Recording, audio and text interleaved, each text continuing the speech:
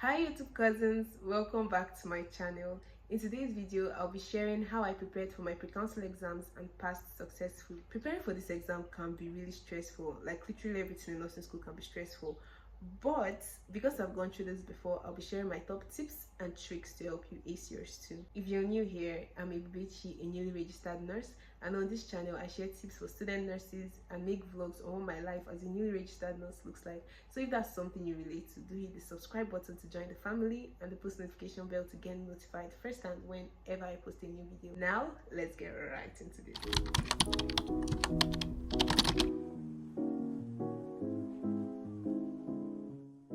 It is super important for you to understand the structure of the exam you'll be taking. Before preparing for your exam, you should already have the NMCN curriculum, and you should also know the type of questions to expect on each day of the exam. This pre-council mimics the main exam, which is the nursing council exam, and it usually lasts for a duration of 3 days, 3 to 4 days. The main nursing exam lasts for a duration of 4 days, while the pre-council can last for 3 days or 4 days. Before, we are advised to read things like med-surg, pharmacology, anatomy, physiology for the first day of the exam, while the second day we are advised to read things like research, community health, biostatistics, etc. for the second day of the exam. But things have actually changed now, because when I took my own exam, both the pre-council and the main exam, things changed, and the things that we are told that we'll see in the second paper were the things that we saw on the first paper. So right now I would say that there is no format for the first and second paper. You can see literally anything on any day. You can see pharmacology on day 2, you can see pharmacology on day 1, you can see med-surg on day 2, you can see med-surg on day 1. You can even see community health, which is usually a paper 2 question. You can see it in paper 1. So there is literally no format for the paper 1 and paper 2. For the third day is called viva. This viva can be merged with the second day, or it can be merged with the last day, which is the OSCE. If it's merged with the second day, you know that you have a 3 days exam. If it's merged with the 4th day, you also have a 3 days exam. Okay, let us assume that this exam will be a 4 days exam. Now the third day will be the viva, and the viva you should expect questions from your client care or your case study, and then you should also expect extra questions from literally anywhere in nursing, like anything. It could be any procedure, it could be any random thing that doesn't even concern your case study. Now for the 4th day, the 4th day is OSCE. We already know how OSCE can be. You have 6 stations, 3 writing stations and 3 procedure stations. Now that you're familiar with the structure of this exam, the next step is to build a study plan. Building a study plan helps me to divide my time properly. I use the SQ 3-hour study method, and trust me, it's a very perfect and thorough method of reading, and I'll get into the explanation of that later in this video.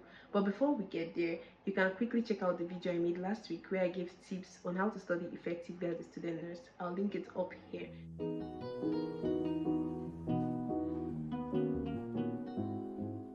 Let's talk study resources. I used a mix of textbooks, online resources, and past questions. Past questions were the game changer for me, because it gave me an insight into how these questions were framed and also what to expect during the exam. I highly recommend practicing as many past questions as you can and reviewing the answers thoroughly. Also, don't just memorize, understand the concepts as well. Time yourself while practicing these past questions too. The exam usually lasts for like 3 hours, so use 2 hours to practice so you can be fast during the exam and also have extra time to go over your answers. I also made summary notes like this one, as writing things down helps me retain information better. Now let me share a few study techniques that worked really well for me. Number 1 is the SQ 3-hour method, where you survey or study the material, Q, make questions from what you studied, and then the 3 hours, read, recite, and review. So this is where you read to find out the answers to the questions that you made, and then in recite you summarize what you've learned in your own words, and then in review you go back or you go over the material again to reinforce what you've read before. The second technique I used is mind maps. I used it for complex topics. I used it to visualize and to break things down. But I rarely use this one. I use it just very few times, but it actually really works. It works very, very well. And finally, the third study technique I used is group reading. I know. I've said it a lot of times on this channel, but it really helps me. My group reading partners helped me to stay focused. They kept me on my toes. Like, we had timetables that we followed strictly, and so I would always recommend group reading to anybody.